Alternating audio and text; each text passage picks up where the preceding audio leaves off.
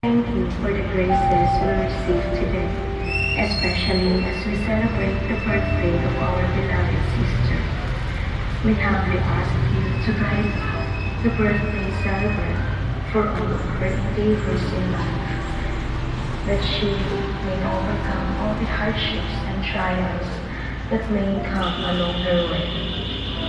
Lord, give her the courage to follow in your light and feel your love wherever she goes. Make her strong and give her the strength to make good decisions in the coming year.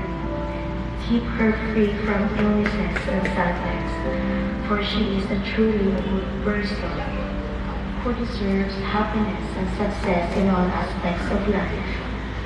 Bless the people around her, that they may be able to find peace and comfort in your presence. Help and guide them, Lord, for all the hard decisions that they are going to make, and that all their works and the path they take is according to your will. We know that life is like a book.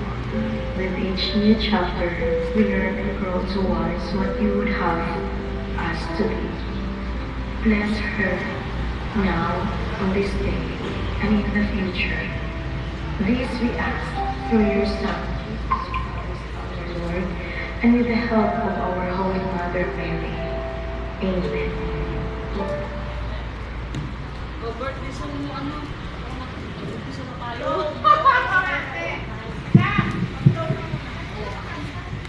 Okay, magandang hapon mo sa inyong lahat ng bisita ni Ate Dang. Bago tayo magpasimula, siguro magbigay tayo ng mga message para sa ating kaibigan. Unang-una, sige, kakanta daw muna tayo. Pasensya na kayo, nakaduty ako. Sige, tayo para kumanta muna tayo ng happy birthday sa ating mahal na kaibigan. Sige. Friend forever.